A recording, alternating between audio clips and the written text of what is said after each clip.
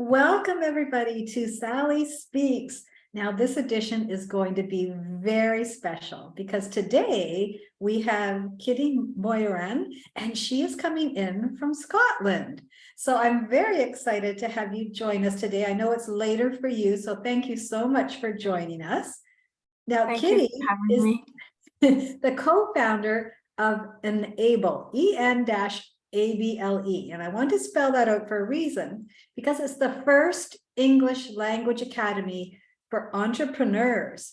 And you yourself, Kitti, are born in Hungary? No, you're born in No, Transylvania, which is yeah, Romania now, yeah, but you're Hungarian.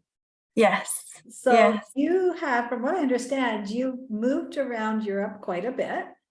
yeah. So you have experienced firsthand what it's like to be not only not a native English speaker, but to have some Mhm. different languages that you've mastered.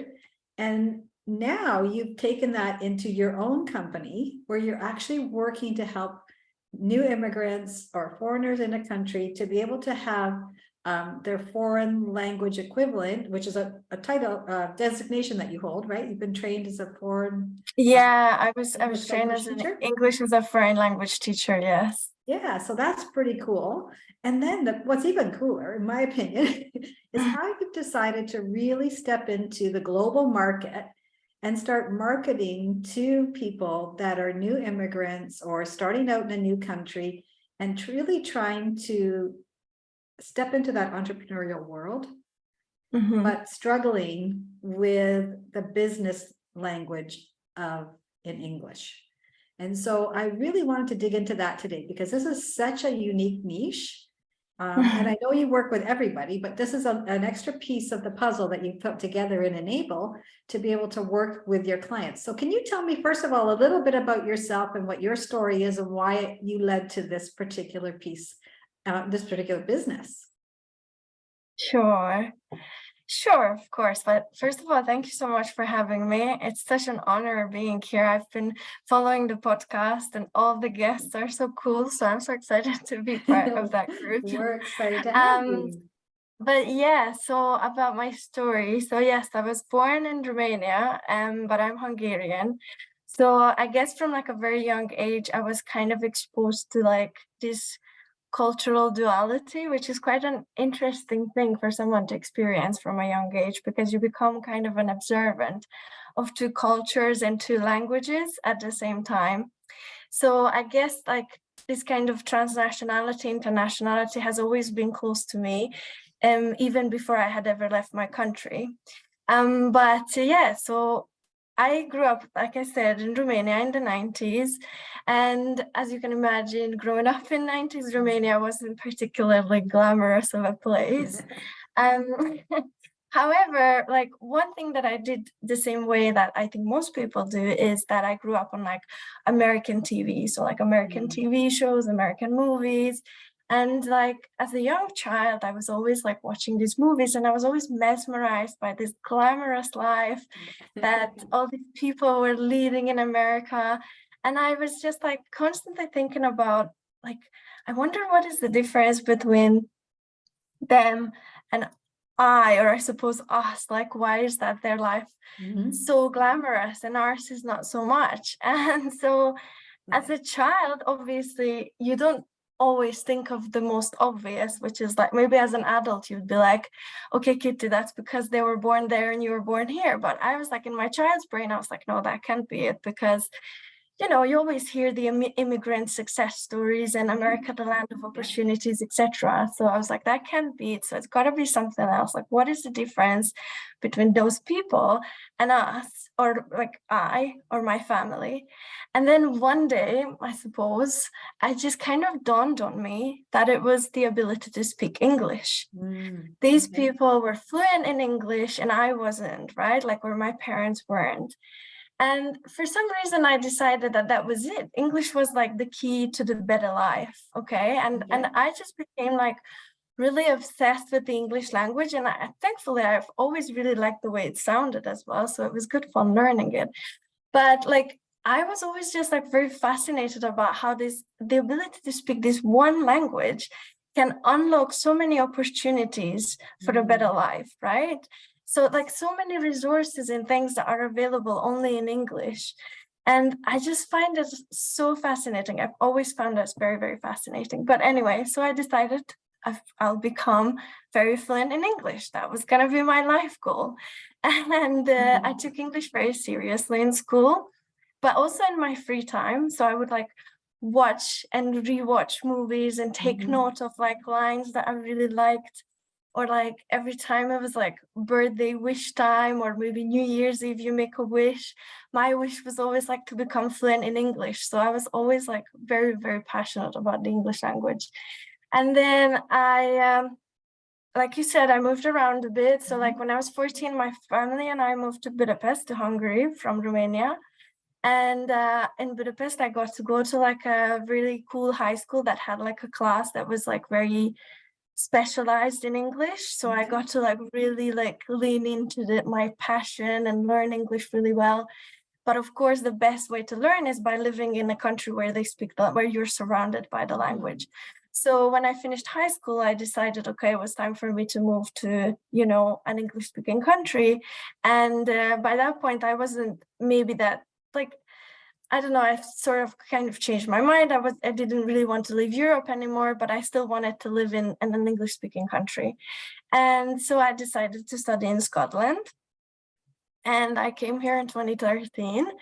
And this is quite funny because, as you can imagine, you know, someone who's never visited Scotland before, I had been in England once before, but never in Scotland.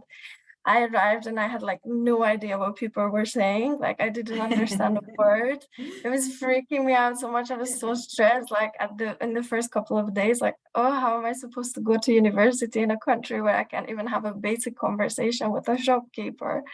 But like I made it through, and of course I lived here for 4 years, and I became like I felt even more in love with the English language the more and more I learned about it. And when I finished my studies, I decided, okay, it was because I had achieved my big goal. I've become really fluent and confident in English. By this point, I was working also as an interpreter for like in hospitals for like Hungarian patients. So I had really achieved that level that I've always wanted. And I just decided, okay, it was time to share my love and, you know, these kinds of like the opportunities that come with being able to speak English fluently. I decided it was time to share that with the world, I guess. Nice. So that's why I became an English as a foreign language teacher. And then I taught for a while, not too long. I taught in like schools, and I actually taught in Spain, and then also in Scotland. And then with the pandemic, I started teaching online as well. Okay. So I really enjoyed teaching, especially because in Spain I was teaching business English. So I really enjoyed teaching business English as well. But I just felt like I didn't really want to work in a school environment. And I was at the same time when I started teaching online during the pandemic, I was really loving the fact that I wasn't, you know, dependent on a location, and also my students didn't have to be dependent, like that also was independent of their location. So I could teach people from different countries. I was teaching across different time zones, and it was really, really exciting. But I didn't really have the business skills to grow this passion of mine, you know. So, and like I say, I didn't want to work in a school. So I was quite enjoying doing my little side hustle online, but I didn't have the business skills to grow it. So I went back to do a master's. I went back to study, and I did a master's in international marketing. And a lot of people think that marketing is all about advertising, but marketing is actually the core of business. So it all, like, before you start building a business, all that work that goes into it with like market research and you know, coming up with a plan for a launch, and then afterwards, like, I know a lot of people say accounting is the backbone of a business, and I'm 100% sure it is, because it's all about money and money coming in and going out. But marketing is like everything else. So I did like a lot of papers on like building companies out of thin air, you know, like obviously imaginary companies, but obviously building brands, like completely made up brands, completely from scratch. Then taking in existing companies, case studies, and like internationalizing them, coming up with an internationalizing strategy. So I've done all of this work, and I just became so interested in this area and so excited about it and so passionate about it as well. So I wanted to find a way to combine these two things. And then I started building my business. And then I kind of, at the beginning, I just wanted to teach like English for marketing because I just wanted to combine the two passions. But then, like I say, like as I started working on my business, I had realized that there's so much support available in Scotland for people who want to build businesses. There is, organizations, there's government support, there's like, I don't know, women's groups, there's just so many different communities that want to support you and, cheer you on. And I think that's amazing. But in general as well, like I think the UK is a really good place to build a business because there's really efficient bureaucracy, there's a favorable tax system. So there's all this, like, this is amazing land where you can build a business very easily, especially compared to other countries I've ever lived in. And I was so excited about it. And I was like, so grateful. And then I started thinking of all the people who don't have the language skills that I do, who I know for a fact, so many of them live here and work really hard and have the same kind of dreams that I did when I came here and have the same kind of desires and the same like business ideas. And they don't know that all of this is available to them because of the language barrier. So this is why I decided that instead of doing English for marketing, I'm going to focus on English for entrepreneurship, and I'm going to empower all of these people so that they too can benefit from the business opportunities that are around them. And then I started doing some market research, and I realized that this is a huge gap in the market. You can learn business English pretty much at every language academy, but all of these courses are targeted at people who want to climb the corporate ladder. Yeah. It's all about, being able to sit in an interview or in a meeting or doing like a phone call or whatever. And no one seems to be focusing on the people who want to build, who want to own businesses and not work in them. And of course, owning a business, wanting to set up a business, even just like from idea or to like execution and then management and then scaling, like all of this like comes with its own unique set of language challenges. So of course you need someone to be there and like teach people these kinds of skills and empower them. And so that's why I decided. That's a pretty long answer, but yes, that's why I decided to focus on this niche, and I'm so passionate about it. I was going to say, I could feel your passion through that whole introduction, because the thing is, when you have a passion for what you want to do, as a marketer, that comes through in everything that you do. So with your marketing expertise, it really is allowing you to fine tune that niche and to be able to really find, like you said, the difference between the corporate environment and the entrepreneurial environment. Because I've come from corporate, I was in corporate my whole career up until 3 years ago. And then I stepped out, and it's a whole different world. It's you are responsible for your marketing, and you don't get money if you don't market. Exactly. That's how you attract the money into your business, is by your marketing. And, we can talk about lots of large brands that we all know and love, and they market all the time to be able to drive people to their products and services. And so I think, what I'm hearing from you right now, number one, the passion is off the chart. Love it. I love your why as to why you're doing this business, because you really did experience it yourself. And you wanted to be able to help people to be able to find their opportunity. And based off of my experience, I know that there's a lot of non-native English speakers in every country, and they are very industrious and they are very talented, and they may have come here and not be able to get the same level of position that they have in their home country, because a lot of professional designations do not carry over from country to country. Yeah.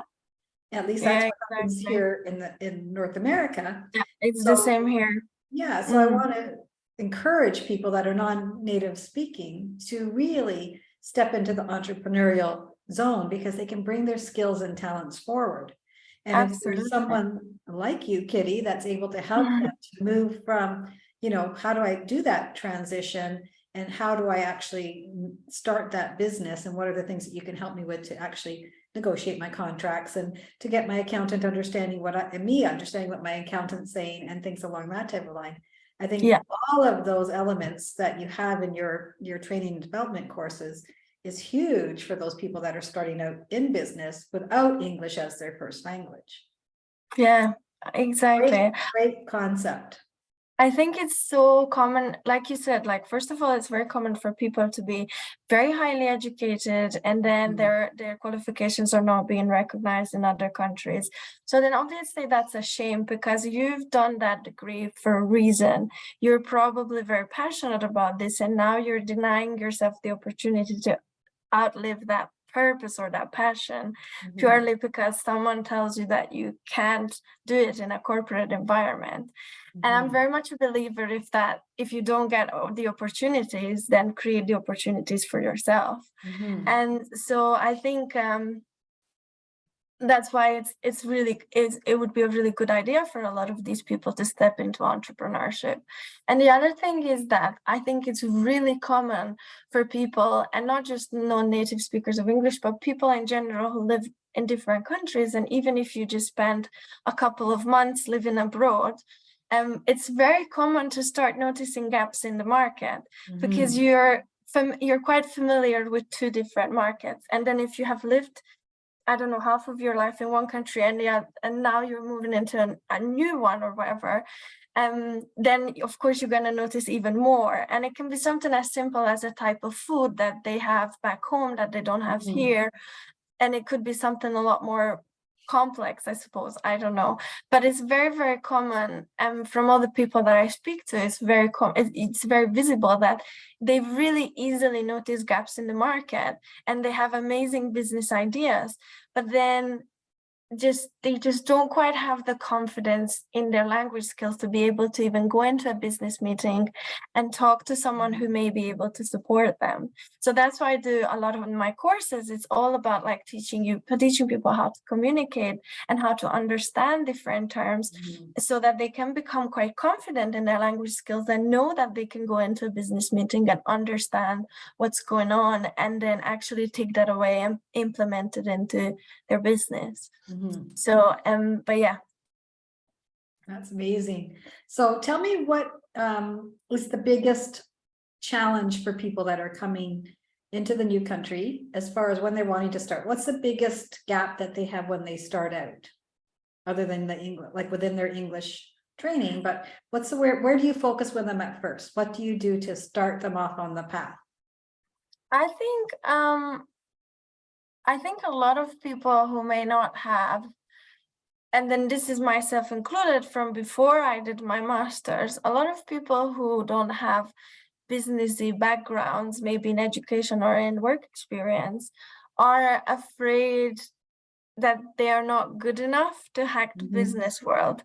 I think a lot of it does come down on how they view themselves. So I actually do start all of my courses with the entrepreneurial mindset and how you can step into that kind of confidence and overcome these limiting beliefs.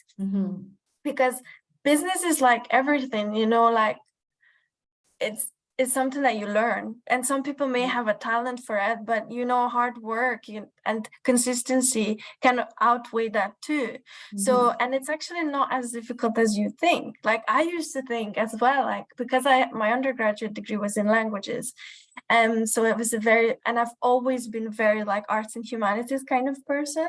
So I was always thinking, like, even though I was kind of interested in advertising and marketing from a young age, I just always thought I wasn't good enough to like be in this business environment, because I don't know, it's just not something I saw at home, I guess, or wherever, or around me. So but then once you like have someone to teach you, then you realize it's not at all difficult. It's just like everything else. You can learn it, and you can learn it actually quite fast, especially because it surrounds us. So if you have a teacher who uses real life examples, you will learn so quickly. But I think that's one thing. The other thing I think that stops a lot of people from getting started is that maybe they feel like they don't have enough funds, so they don't have money. And I think that's it's generally true for entrepreneurs or like entrepreneurial people. A big barrier to a lot of them is that maybe I want to build an app, but it costs like 20 grand to get one done. I don't know. I'm just saying numbers. But like, so that as well is, I think it's a perceived barrier, because you can very easily, even if you don't have money, you can very easily leverage other people's money. That's what investors are for, but that's just like one way of getting money. You can also get money through crowdfunding, or you can also get money through like a bank loan, or there's like so many different ways. Of course, you can bootstrap, so you can get some sales on the go with your minimum viable product, or like whatever is good enough to put it in the market and start selling it. And then you can start generating some revenue, and then you can build up from that as well.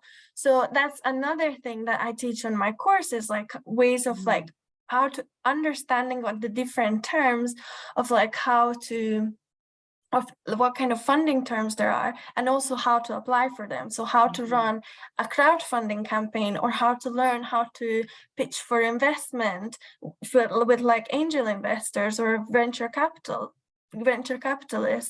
Also, I teach how to write business plans in English. So if you were to go, well, you would need that for investors as well, but if you want to go to a bank for a bank loan, you'll need a business plan.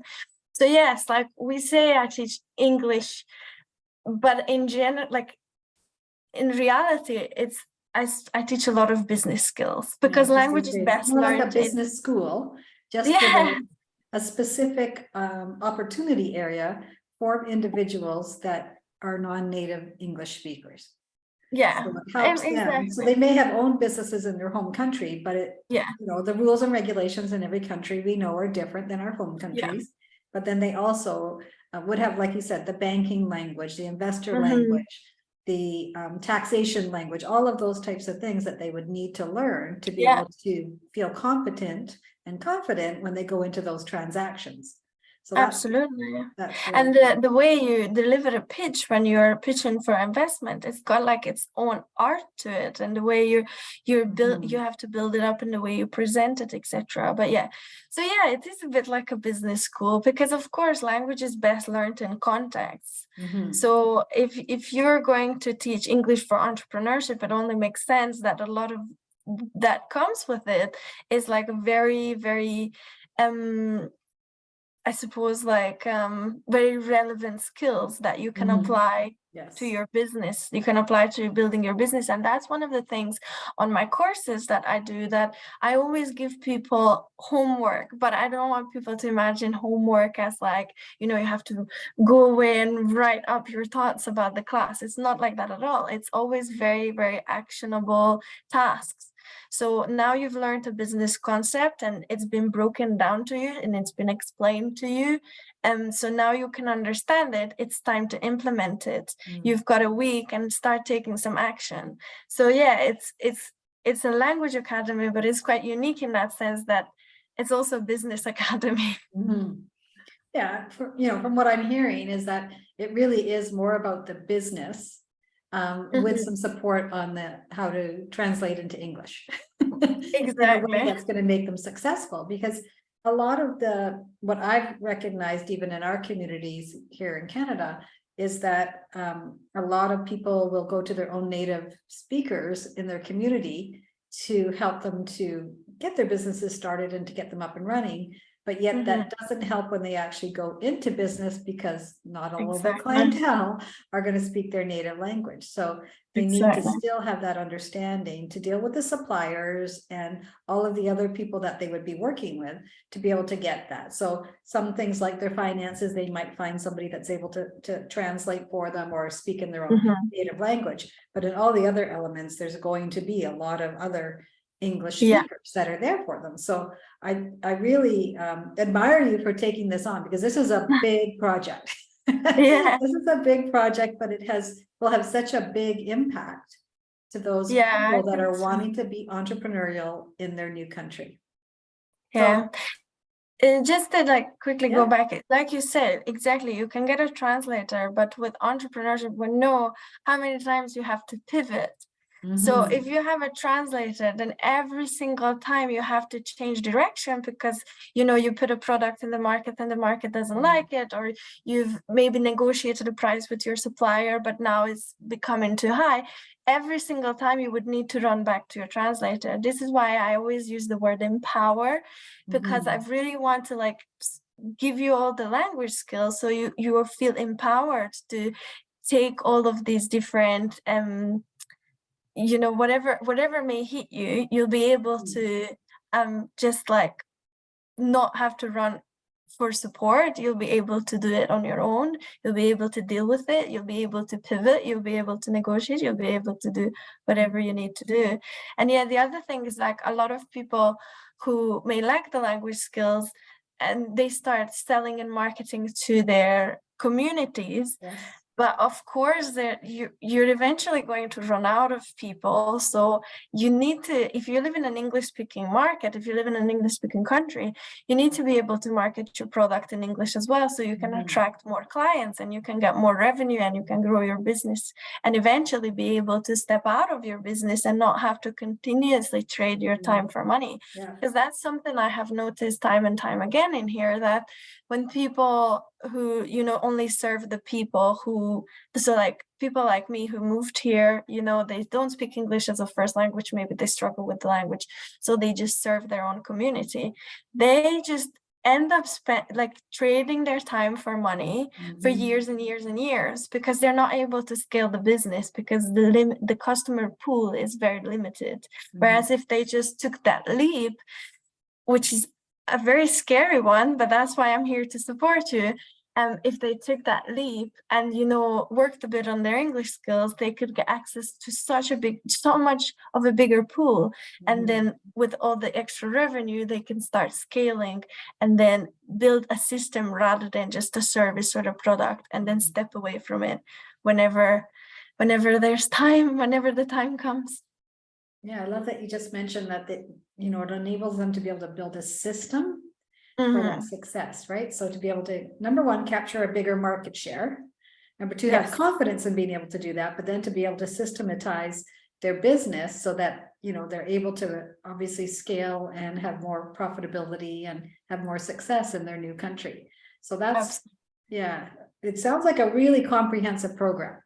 So how do you teach? Do you teach in person? Do you teach online? Do you have courses that they just study, self-study? What are your paths that you're taking people? Well, at the moment, it's all online. I do organize some in-person events, which I'll talk about in a second.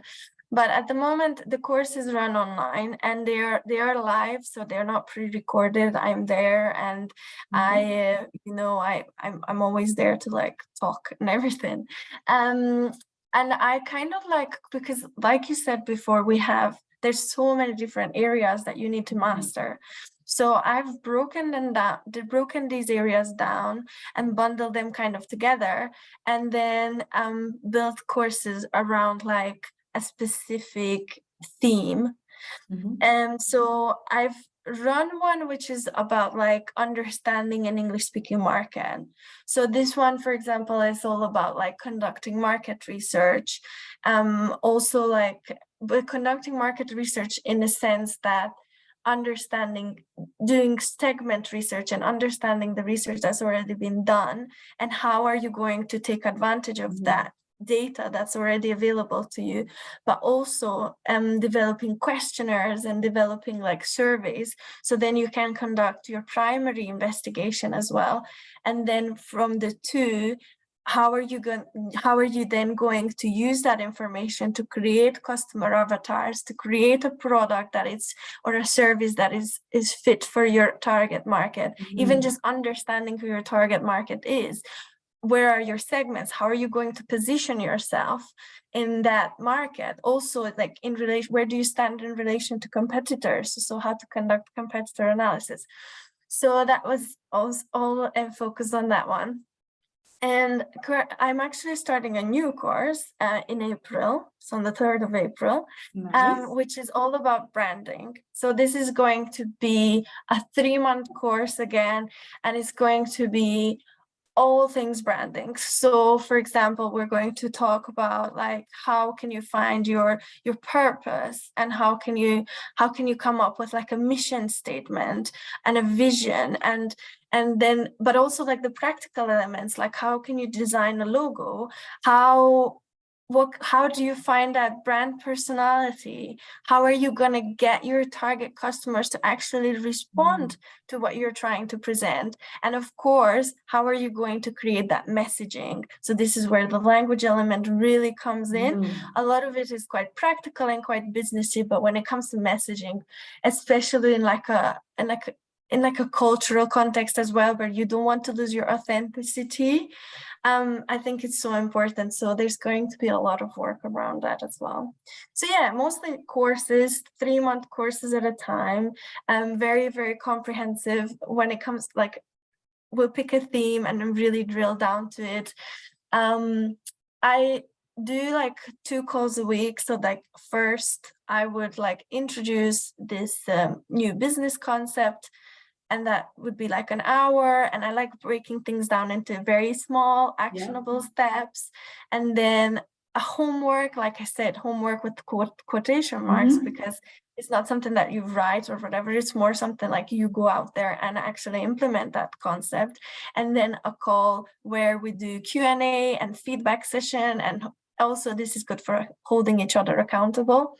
And so just to like make sure that everybody understands what's going on, and everybody implements all the things that they are learning, and get feedback from me, of course.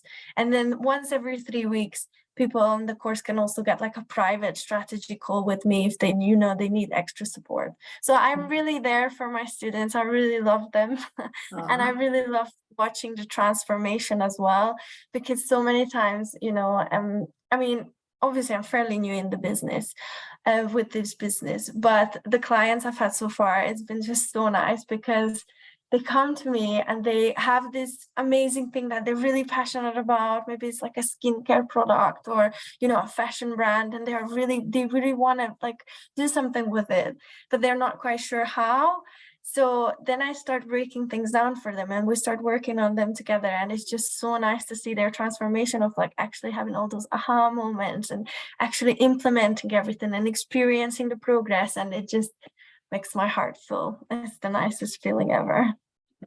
Well, that's amazing, because, as you know, I coach as well, and it's that transformation when you see, the clients that really start to feel the success, and they actually make that transformation and come out with tools and opportunities to be able to help them drive forward. And I can tell on your face by the big smile that that's really what lights you up inside, and really fires you as far as what the work is that you do. And so I think, when I'm hearing about the branding course, it sounds like it's going to be amazing for anybody going into business. So I don't think it would be just for the non-native speaking English, but I think anybody would really be able to use that. And for 3 months to invest in yourself, to be able to come out with, so what would be the takeaways that people would have when they come out? Like they'd have a logo, they'd have their mission, vision, they would like have their why. they would have essentially like your comprehensive brand guidelines, and also like would have found their brand voice, so they know how to communicate on social media, but most importantly, they know how to communicate in a way that connects with their target audiences. So it all kind of comes down to really understanding your niche, and really understanding who are you serving, and then how are you going to position yourself so that those people can actually see you for what you're saying that you are, and then how are you going to back that up, and then how are you also going to maintain those relationships, because obviously it takes multiple touch points before someone invests in your product or service. So how are you going to maintain that relationship? And then so that would be a definite outcome and something that you will learn, but equally the practical elements, like you will have your brand colors, you will have your logo, you will have like a visual identity Mm. that all kind of feed into this vision that the customers get of you, because branding essentially is an illusion, right? Mhm. Branding is like a very carefully fabricated illusion, and companies use it so amazingly. And it's kind of like that. Another thing I teach on the course is brand equity, and I'm really, really passionate about brand equity. I actually wrote my master's dissertation on brand equity, and Okay. I got really I actually graduated with the distinction. I got distinction for my dissertation as well, because I was so invested in it and I researched it so much. So brand equity is just this idea that, you know, this jumper would cost you like $10, for example, but this jumper with a Ralph Lauren logo will cost you 100. Mhm. The only difference between the two products is that logo. So that's brand equity. And brand equity is something that brand managers build. Mhm. And it's got different elements to it that you can manage and you can create for yourself. And I'm doing it for my own company, you know, so I'm also like practicing what I preach. But that's something also that you're going to learn on the course. You're going to have a strategy for you to build your brand equity. So you can essentially leverage your brand and even charge more for your services, Mhm.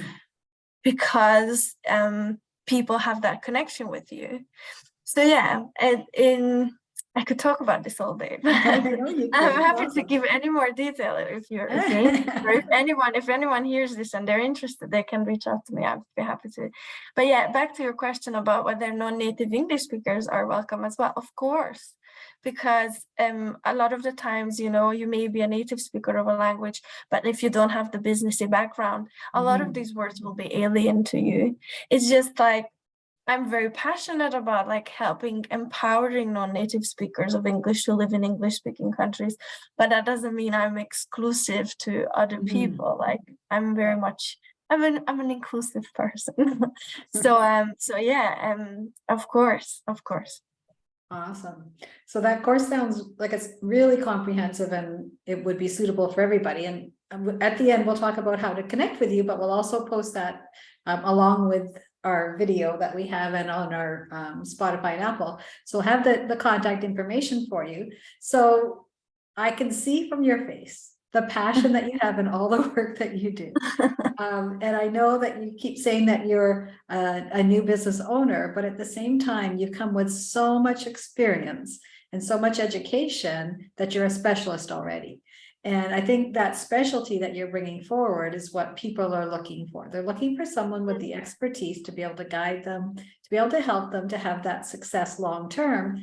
And I think branding, in my perspective, is one of the most important pieces to starting a business, because Absolutely. it helps you to also determine who your customer is, what Yeah. their pain points are, what they're looking for that transformation, but also to be able to present you in a fashion that you're that expert. So Yeah. I think that's a fabulous opportunity for anybody that's wanting to learn about how to get their business started and start it off on the right foot. Because I'm probably guilty of it too, and not really having a branding message in the forefront when I started my businesses over the years, because I didn't understand the value of it, right? I knew I needed to have it, didn't spend a lot of time on it, but I know now the value of having that brand message really clear. So when you are talking to people, when you are attracting your clients, you're being very specific on that niche, that avatar, some people call it, to be able to make sure that Yeah. we've got that picture in our mind of exactly who that ideal client is. So when we run into somebody, when we're talking to somebody, it's very clear the message that we're bringing forward. And you're talking about Absolutely. other brands and, you know, the equity that they have, like on the sweater. The same thing would be if you're flying first class in an airplane, you actually see the Coca-Cola logo on the menu, whereas the other ones aren't, right? And so people recognize that logo, whether you like it or not, doesn't matter, but you recognize that logo.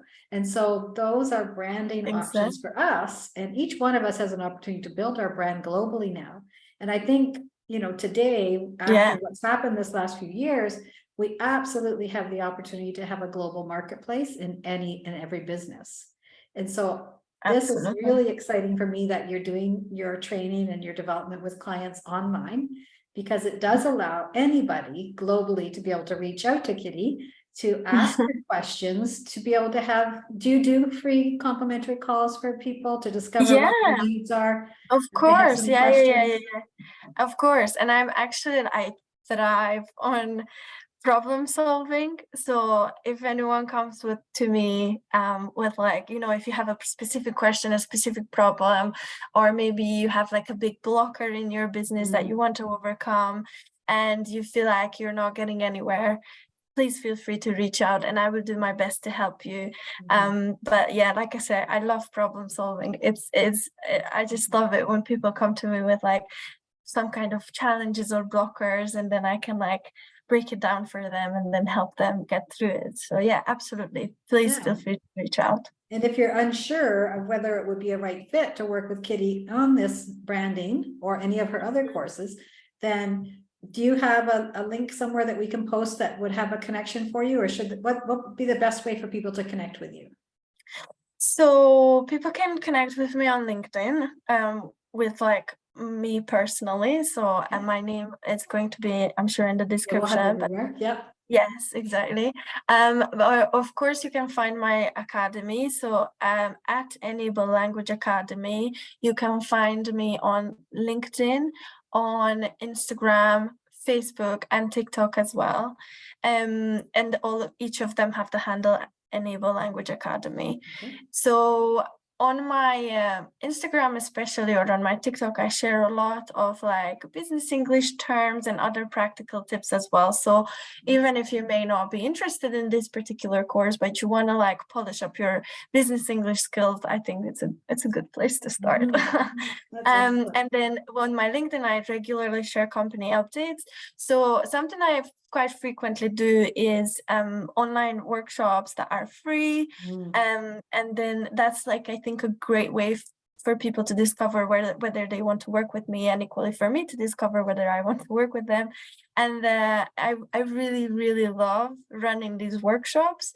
And I'm actually running one, well, at the moment, one a week.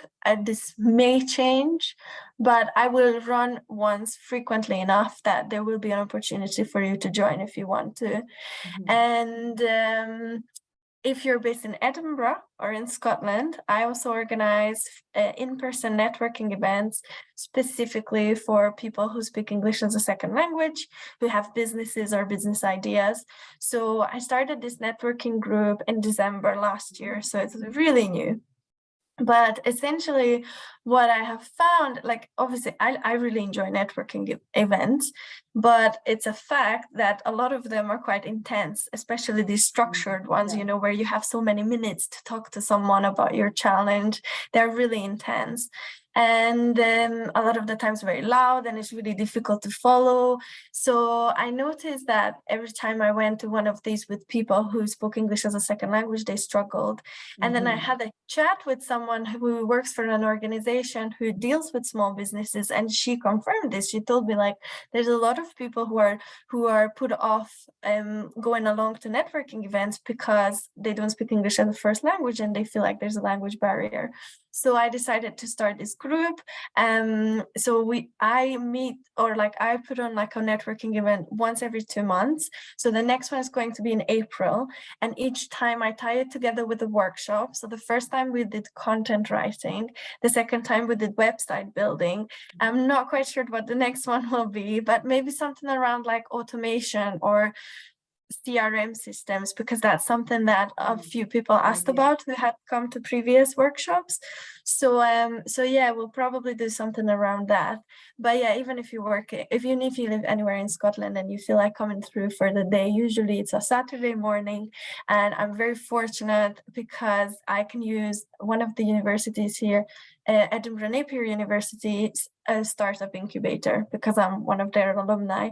So I get to use, it's an amazing co-working space. It's really cool by the canal, for those of you who are familiar with Edinburgh. So yes, come along, because I really enjoy those as well. So yes, keep an eye on my LinkedIn, because like I say, I always share, and also my Instagram.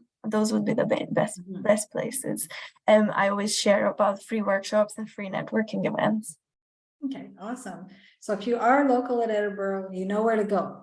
And you're going to connect with Kitti to go to some of her live events and her networking. And then you're also going to reach out to her and keep an eye on her posts to see what things are going to resonate with you.